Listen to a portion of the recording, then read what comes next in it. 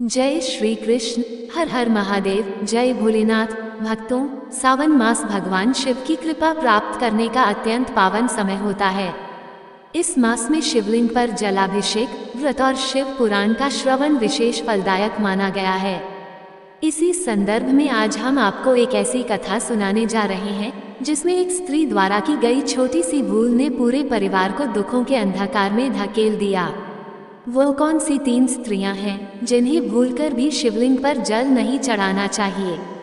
एक समय की बात है, देवी पार्वती कैलाश में भगवान शिव के पास आती हैं और उनसे पूछने लगती हैं, हे प्रभु, आप ही आदि और अंत हैं, आपके कारण ही काल प्राणी को ग्रहण करता है। किंतु आज मैं आपके पास ये जानने के उद्देश्य से आई हूँ कि सावन मास में शिवलिंग पर जल चढ़ाने के नियम क्या हैं। कौन सी स्त्री को सावन में शिवलिंग को जल चढ़ाना चाहिए और कौन सी नहीं, इस विषय में मुझे ज्ञान दीजिए। साथ ही यह भी बताइए कि कौन सी स्त्री को सावन सोमवार व्रत का पालन नहीं करना चाहिए। इन प्रश्नों का उत्तर देकर मुझे तृप्त करें, मुझ पर कृपा करें और मेरे मन की आशंकाओं को दूर करें। तब मुस्कुराते हुए भगवान शिव कहते हैं, हे देवी पार्वती, आज आपने मानव कल्याण के उद्देश्य से उत्तम प्रश्न किया है। सावन में शिवलिंग को जल देने के कुछ महत्वपूर्ण नियम होते हैं। उन नियमों का पालन करते हुए ही शिवलिंग को जल देना चाहिए। यदि कोई व्यक्ति इन नियमों का पालन नहीं करता है तो उसे महापाप लगता है। हे देवी, मैं उस स्थान से रुष्ट होकर चला जाता हूँ जहाँ पर इन नियमों का पालन नहीं किया जाता। आगे भगवान शिव कहते हैं, हे प्रिय, आज मैं उन 3 स्त्रियों के विषय में बताने वाला हूँ जिन्हें शिवलिंग को जल नहीं चढ़ाना चाहिए। इन स्त्रियों को शिवलिंग को जल देने का कोई शुभ फल प्राप्त नहीं होता है, उल्टा इनके द्वारा शिवलिंग को जल चढ़ाने पर उन्हें महापाप ही लगता है। शिवलिंग ही मेरा साक्षात स्वरूप है, जिसकी नित्य पूजा करने वालों की मैं सदैव रक्षा करता हूँ। आपने देखा कि किस प्रकार मात्र 12 वर्ष की आयु वाले मार्कंडेय को अमर होने का वरदान प्राप्त हुआ था। हे पार्वती, शिवलिंग को जल चढ़ाने के नियम बताने से पूर्व मैं आपको मेरी परम भक्त हर्षिता की एक प्राचीन कथा सुनाता हूँ, जिसे आप ध्यान से सुनिए। जो भी स्त्री सावन माह में इस प्राचीन कथा का श्रवण करती है, उसे शिवलिंग को 100 वर्षों तक जल अर्पण करने का पुण्य प्राप्त होता है। इस कथा को जो भी भक्त पूरा ध्यान से सुनता है और इसका प्रचार करता है, उसके दुखों का नाश होता है और उसकी दरिद्रता दूर होती है। वो इस संसार की मोह माया से विरक्त हो जाता है। तब माता पार्वती कहती हैं, हे स्वामी, आपके मुख से इस कथा का श्रवण करना बड़े सौभाग्य की बात है। कृपया आप मुझसे वह कथा कहिए, मैं इसे ध्यान से पूरा अवश्य सुनूंगी। तब भगवान शिव देवी पार्वती को वो कथा सुनाने लगते हैं। इस कथा को आप ध्यान से पूरा अवश्य सुनिएगा, क्योंकि आधा अधूरा ज्ञान घातक हो सकता है। तो चलिए आपको सुनाते हैं वो कथा जिसे भगवान भोलेनाथ ने देवी पार्वती को सुनाया था। आप सभी से निवेदन है, कथा सुनने से पहले कमेंट में हर हर महादेव लिखकर अपनी हाजिरी अवश्य लगाएं। भगवान शिव कहते हैं, हे देवी पार्वती, पूर्व काल की बात है। अक्षयपुरी नगरी में आरव नाम का एक ब्राह्मण निवास करता था। आरव बहुत ही बुद्धिमान, रूपवान, गुणवान और सभी शास्त्रों में पारंगत था। उसने वेदों का भी अध्ययन किया था। उसी के नगर के पास एक और नगर था जिसमें गोपाल नाम का एक विद्वान ब्राह्मण रहता था। उसकी एक पुत्री थी जिसका नाम हर्षिता था। वह भगवान शिव की बड़ी सेवा भाव से भक्ति करती थी। नित्य शिवलिंग को जल देना और उचित नियमों के साथ पूजा आराधना करने के बाद ही उसके दिनचर्या की शुरुआत होती थी। हर्षिता ने मनचाहे वर को प्राप्त करने हेतु 16 श्रावण सोमवार के व्रत भी किए थे। उसके पिता गोपाल ने बड़े ही लाड़ प्यार से अपनी पुत्री का लालन पालन किया था। उसकी पुत्री अत्यंत रूपवती और गुणवान थी। जब हर्षिता विवाह के योग्य हुई तो गोपाल को उसकी चिंता सताने लगी। तब उसने अपनी पत्नी से कहा, हे प्रिय, अब हमारी पुत्री जवान हो चुकी है, इसलिए अब इसका विवाह हमें कर देना चाहिए। तब उसकी पत्नी कहती है, हे स्वामी, मेरी दृष्टि में एक विद्वान ब्राह्मण है जो मेरे भाई की नगरी अक्षयपुरी में रहते हैं, जिनका नाम आरव है। मैं तो कहती हूँ हमारी पुत्री का विवाह उन्हीं श्रेष्ठ ब्राह्मण के साथ करा दिया जाए। तब गोपाल कहता है, हे प्रिय, तुम ठीक कहती हो, मैंने भी आरव जी के विषय में बहुत सुना है। यदि संभव होगा तो हम अपनी पुत्री का विवाह उन्हीं के साथ करेंगे। मैं कल ही उनके पास अपनी पुत्री के विवाह का प्रस्ताव लेकर जाता हूँ। फिर गोपाल अपनी पुत्री के विवाह का प्रस्ताव लेकर आरव के घर जाता है। उस समय आरव अपने माता पिता की सेवा कर रहा होता है। जब गोपाल आरव को सेवा करते हुए देखता है तो वह बड़ा प्रसन्न होता है और सोचता है, ये ब्राह्मण पुत्र तो कितना महान है। जब आरव द्वार पर गोपाल को खड़ा देखता है तो उनका स्वागत करता है और कहता है, हे विप्रवर, पधारिए, आपका स्वागत है। कहिए, मैं आपकी किस प्रकार से सहायता कर सकता हूँ। आरव का आतिथ्य देखकर गोपाल बहुत प्रसन्न होता है। वह देखता है कि आरव का घर अत्यंत पवित्र और शुद्ध है। उसके घर में पूरे विधि विधान के साथ शिवलिंग स्थापित है और वह उसकी नित्य पूजा करता है। इसी कारण से गोपाल को विश्वास हो जाता है कि आरव ही उसकी पुत्री के लिए सर्वोत्तम वर है। तब गोपाल आरव से कहता है, हे पुत्र, आज मैं आपके पास मेरी पुत्री के साथ आपके विवाह का प्रस्ताव लेकर आया हूँ। मेरी पुत्री के लिए आपके समान श्रेष्ठ वर कहीं और नहीं मिल सकता। तब आरव के माता पिता भी यह बात सुनकर प्रसन्न हो जाते हैं और आरव को विवाह के लिए मना लेते हैं। फिर आरव भी विवाह के लिए तैयार हो जाता है। समयानुसार विवाह का मुहूर्त तय होता है और एक पवित्र स्थान पर आरव और हर्षिता का विवाह संपन्न हो जाता है। हर्षिता के सुंदर और मनमोहक रूप को देखकर आरव भी बहुत प्रसन्न होता है। हर्षिता अत्यंत सुंदर, गुणवान और चरित्रवान स्त्री थी। विवाह के बाद जब हर्षिता आरव के घर जाती है तो वह अपने पति और सास ससुर की बड़ी सेवा करती है। अपनी मधुर वाणी और कार्यों से वह सभी के मन को जीत लेती है। हर्षिता के ससुराल वाले भी उसके कार्य से बहुत संतुष्ट और सदा प्रसन्न रहते हैं। हर्षिता नित्य अपने पति से पहले जागकर घर का आंगन साफ करती थी, फिर घर के अंदर साफ सफाई करके स्नान करती थी। स्नान के पश्चात वह पूजा घर में जाकर पूजा करती थी और नित्य शिवलिंग को जल देती थी तथा बेलपत्र अर्पण करती थी। दिन भर वह अपने अन्य सभी कार्य करती और सभी परिवार जनों को प्रसन्न करती थी। फिर रात को वह पति के चरण दबाकर उसके सो जाने के बाद ही सोती थी। हर्षिता के अंदर एक पतिव्रता नारी के सभी लक्षण थे और वह अपने पति को ही परमेश्वर मानकर उनकी सेवा करती थी। हर्षिता ने कभी अपने पति के अलावा किसी अन्य पुरुष के विषय में विचार नहीं किया। वह सत्य धर्म का पालन करने वाली और धर्म कार्य में विश्वास रखने वाली पवित्र स्त्री थी। उसने कभी कोई अशुभ कार्य नहीं किया।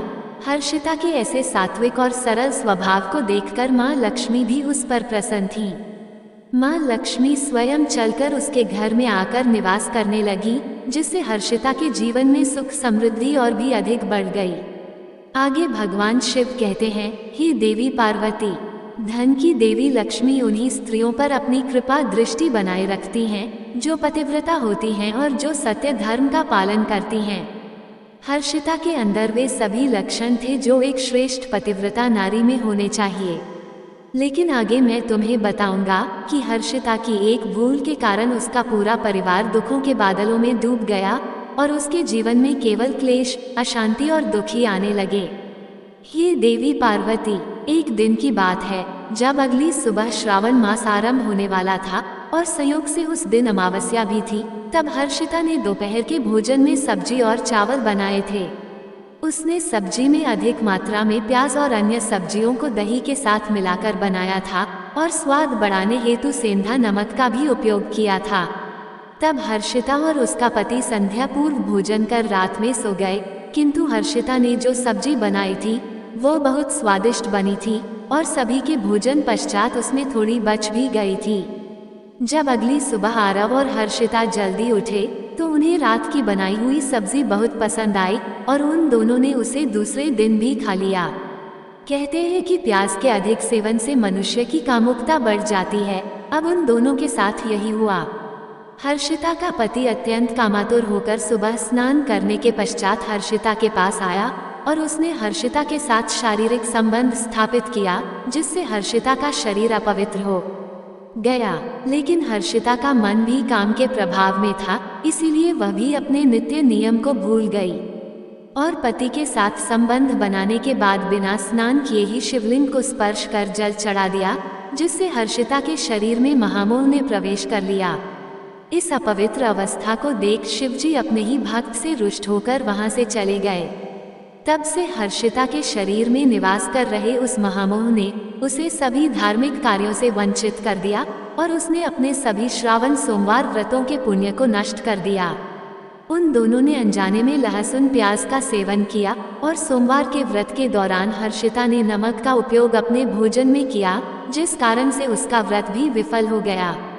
व्रतों को करने से मनुष्य को महापुण्य की प्राप्ति होती है, परंतु हर्षिता अपने अनजाने दुष्कर्म से पाप की भागी बनती जा रही थी। महामोह के शरीर में वास होने के कारण हर्षिता की मति भ्रष्ट हो गई और इसका विपरीत प्रभाव उसके पति पर भी पड़ा। वह भी सदा कामातुर होकर हर्षिता के साथ भोग विलास करने लगा। उसका मन सदैव ही कामवासना में डूबा रहता था। फिर एक दिन हर्षिता के पति ने सभी सीमाओं का उल्लंघन किया और हर्षिता के मासिक धर्म के दौरान ही उसके साथ संबंध स्थापित किया, जिससे हर्षिता के शरीर में निवास कर रहा ब्रह्मा हत्या का पाप उसके पति के शरीर में प्रवेश कर गया। आगे भगवान शिव कहते हैं, हे देवी, जब स्त्री मासिक धर्म में होती है तो उसके शरीर में 3 दिनों तक ब्रह्मा हत्या का पाप निवास करता है, क्योंकि ब्रह्मदेव ने इंद्र के शरीर से ब्रह्मा हत्या का पाप निकालकर वृक्ष, जल, अग्नि और अप्सराओं को ग्रहण करने के लिए कहा था। उसी समय से स्त्रियों के शरीर में मासिक धर्म के दौरान ब्रह्मा हत्या का पाप निवास करता है। जो भी पुरुष मासिक धर्म के दौरान स्त्री को स्पर्श करता है अथवा उसके साथ संबंध बनाता है, वह पाप उसके शरीर में प्रवेश कर जाता है।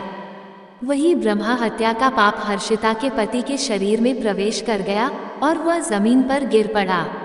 उसे तुरंत ही कुष्ठ रोग हो गया, उसके अंग अंग जलने लगे, उसके शरीर पर छाले पड़ गए, पूरे शरीर से रक्त और पीप की बदबू आने लगी और वह दर्द से चीखने चिल्लाने लगा, हाय, यह मुझसे क्या अपराध हो गया, मेरे द्वारा ये कैसा भयंकर पाप हो गया है, मैंने सब कुछ जानने के बावजूद महापाप किया है, हे भोलेनाथ, अब मेरी रक्षा कौन करेगा। तभी हर्षिता की सास तुरंत उस स्थान पर आ गई। उसने देखा कि उसका पुत्र कुष्ठ रोग से ग्रसित होकर जमीन पर पड़ा है। वह क्रोध में आकर हर्षिता से कहने लगी, अरे कुलटा पापिनी, तूने ये क्या कर डाला, अपने ही पति का धर्म भ्रष्ट कर डाला, तूने उसके साथ मासिक पीड़ा में क्यों संबंध बनाया। अपने पति की ऐसी हालत देखकर हर्षिता बहुत घबरा गई और जोर जोर से रोने लगी। वह कहने लगी, सासू माँ, मुझे क्षमा करो, मुझसे बहुत बड़ा अपराध हो गया है, काम के वशीभूत होकर मेरे द्वारा यह अपराध हुआ है। तब उसकी सास ने कहा, हे पापिनी, तू इस घर से अभी चली जा, तुझ जैसी कुलटा स्त्री को इस घर में नहीं रहना चाहिए। तूने मेरे बेटे के जीवन को नरक बना दिया है और पता नहीं आगे और क्या करेगी। हर्षिता कहने लगी, सासू माँ, मैं कहाँ जाऊंगी, मेरे पति के अलावा मेरा कोई नहीं है, मैं उन्हें छोड़कर जीवित नहीं रह सकती। सास बोली, तू कहीं भी जाकर मर जा, लेकिन अब तू इस घर में निवास नहीं कर सकती। इतना कहकर सास ने उसे धक्के मारकर घर से निकाल दिया। फिर हर्षिता दुखी होकर घर से निकल गई। उसे अपनी भूल पर बड़ा पछतावा होने लगा। उसे कुछ भी समझ में नहीं आ रहा था कि वह क्या करे। तब वह चलते चलते एक वन में जाती है। उसी वन में एक शिव मठ होता है। वह उस मठ पर सहायता मांगने के लिए जाती है, पर वहाँ कोई नहीं होता। हर्षिता उसी मठ पर जाकर बैठ जाती है और अपने दोष के विषय में सोचते हुए दुखी होने लगती है। फिर कुछ समय बाद एक साधु उस आश्रम पर आते हैं, जो कि मठ के पुजारी होते हैं। जब वे साधु एक स्त्री को अपने मठ पर दुखी बैठे हुए देखते हैं तो आश्चर्यचकित हो जाते हैं और पास जाकर उस स्त्री से पूछते हैं, हे कल्याणी, तुम कौन हो और किस कारण से इस स्थान पर अकेले बैठी हो? तुम्हारे दुख का क्या कारण है? कोई गुप्त बात ना हो तो अवश्य बताओ, शायद मैं तुम्हारी कोई मदद कर सकूं। तब हर्षिता कहती है, हे मुनिवा, मेरा नाम हर्षिता है।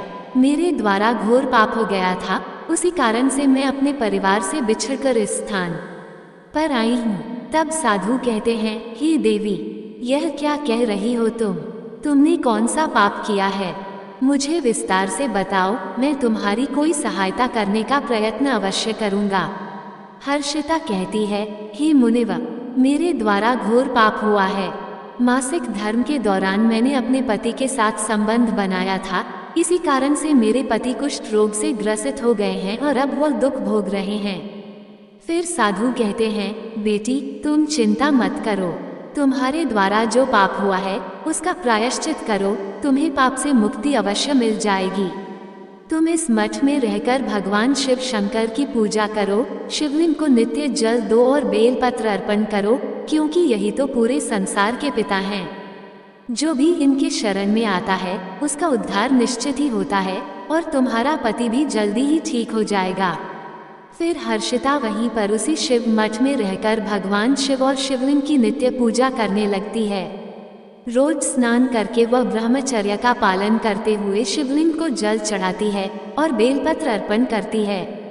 इसके साथ ही भगवान शिव को मिष्ठान भोग लगाती है और उस मठ में मौजूद सभी गायों को चारा डालती है, उनकी सेवा करती है। दिन भर वह मठ के मंदिर में भगवान शिव की मूर्ति के आगे बैठकर उनकी भक्ति करती है, स्तुति करती है और फिर से अपने पति के मंगल होने के लिए 16 सोमवार का व्रत भी करती है। इस प्रकार से 1 वर्ष बीत जाता है, किंतु वहीं दूसरी ओर भगवान शिव भी उसकी परीक्षा ले रहे होते हैं।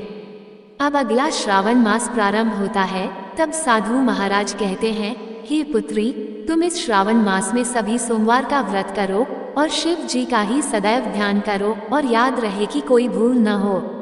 अब मैं तुम्हें सावन सोमवार व्रत के विषय में विस्तार से बताता हूँ, तुम इसे ध्यान से सुनो। किसी भी स्त्री या पुरुष को सावन माह में किसी भी प्रकार के तामसिक पदार्थों का सेवन नहीं करना चाहिए। परहेज की गई किसी भी वस्तु का सेवन नहीं करना चाहिए। हे पुत्री, शिवलिंग पर भूल से भी केतकी के फूल या तुलसी पत्र को अर्पण नहीं करना चाहिए और न ही शिव जी की पूजा में शंख का उपयोग करना चाहिए। शिवलिंग पर कभी भी हल्दी, कुमकुम और सिंदूर अर्पण नहीं करना चाहिए। अब तुम सच्चे मन से भोलेनाथ की पूजा आराधना करो, वे अवश्य तुम्हारी सभी इच्छाओं को पूर्ण करेंगे। अब हर्षिता इसी प्रकार से सोमवार के व्रतों का पालन करती है, किंतु उसे कोई भी साक्षात्कार या अनुभव नहीं हो रहा था, जिससे हताश होकर वह एक दिन मन में आत्महत्या करने का विचार करती है, क्योंकि उसके जीवन में किसी भी प्रकार का सुधार उसे नजर नहीं आ रहा था। तब वह शिव मठ के पास वाली नदी के किनारे जाती है और भगवान शिव का स्मरण करते हुए जल समाधि ले लेती है।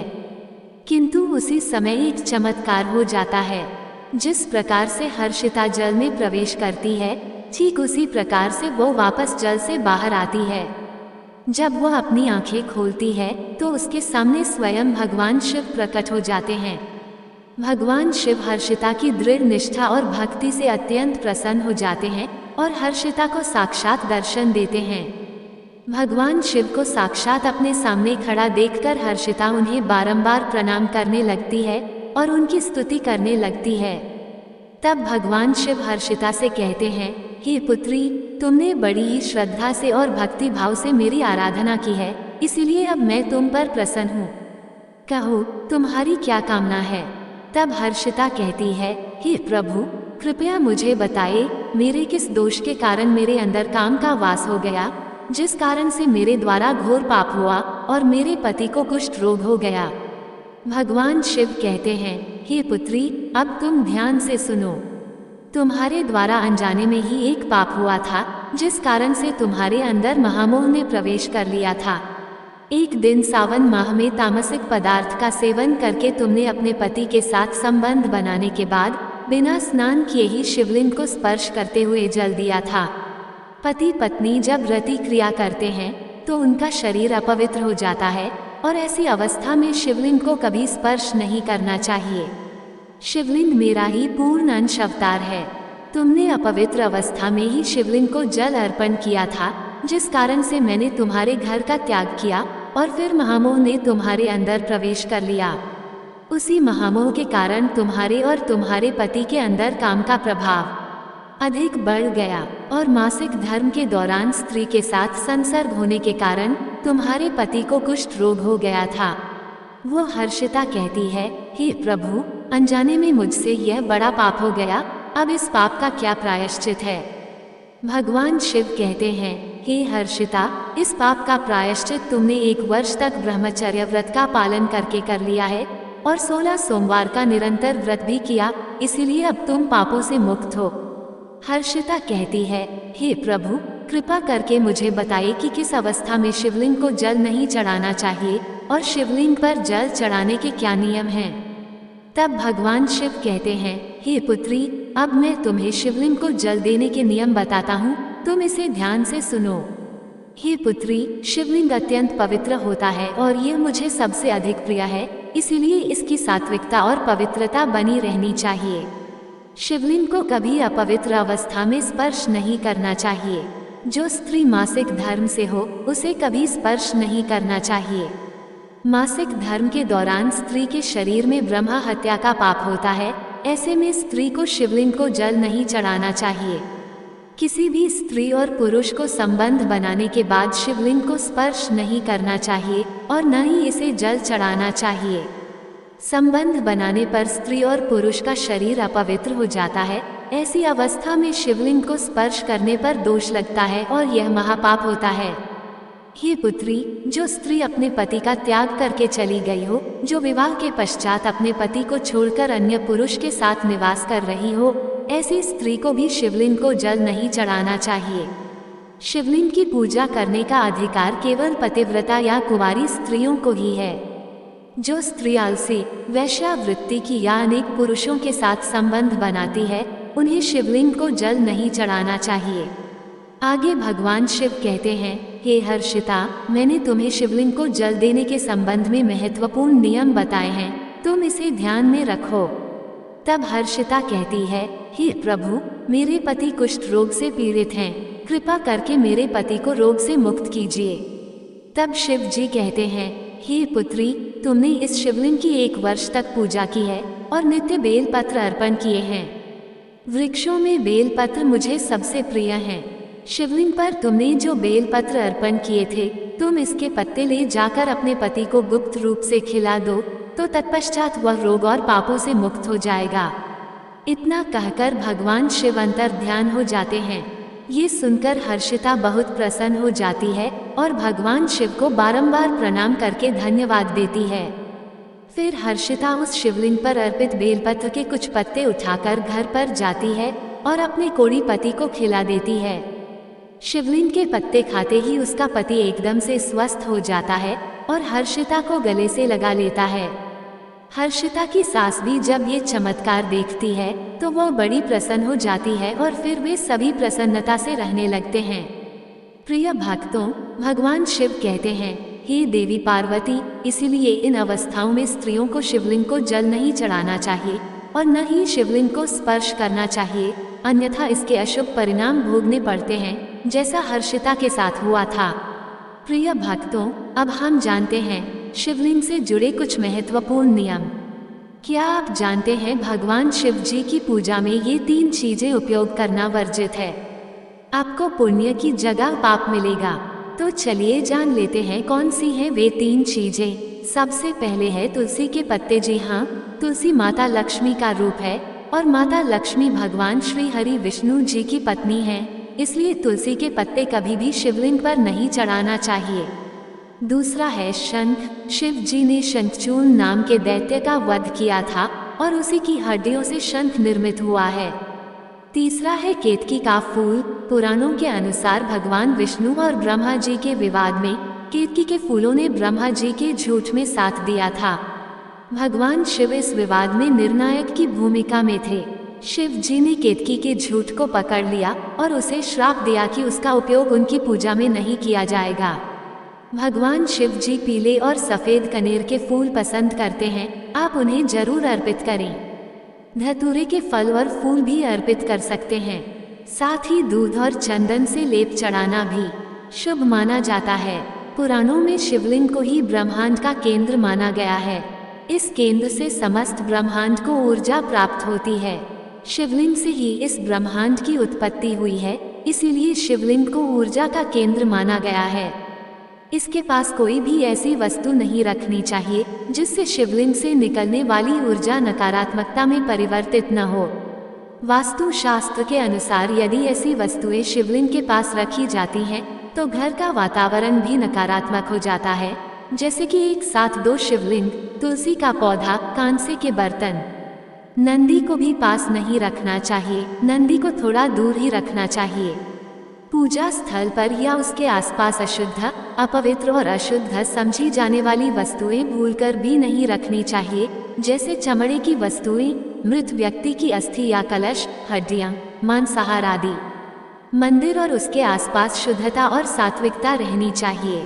जो मनुष्य शिव जी को जल देते समय 1,00,000 बार महामृत्युंजय मंत्र का जाप करता है, उसके शरीर के सभी रोग नष्ट हो जाते हैं और उसका शरीर शुद्ध हो जाता है। जो 2,00,000 बार महामृत्युंजय मंत्र का जाप करता है उसे अपनी पूर्व जन्म की बातों का स्मरण होने लगता है, और जो मनुष्य 3,00,000 बार महामृत्युंजय मंत्र का जाप करता है उसे काम्य वस्तुओं की प्राप्ति होती है, अर्थात वह जिन वस्तुओं की कामना करता है वो उसे प्राप्त हो जाती है। तो प्रिय भक्तों, प्रेम से बोलिए हर हर महादेव, जय श्री हरि विष्णु। ऐसे ही और भी रोचक और आध्यात्मिक वीडियो के लिए चैनल को सब्सक्राइब कर लें। दोस्तों, आपको ये कथा कैसी लगी कृपया कमेंट करके जरूर बताएं। वीडियो पसंद आया हो तो लाइक करें और अपने दोस्तों के साथ शेयर करें। कमेंट बॉक्स में हर हर महादेव लिखना ना भूलें। फिर मिलते हैं एक और दिलचस्प वीडियो के साथ। धन्यवाद। जय श्री कृष्ण।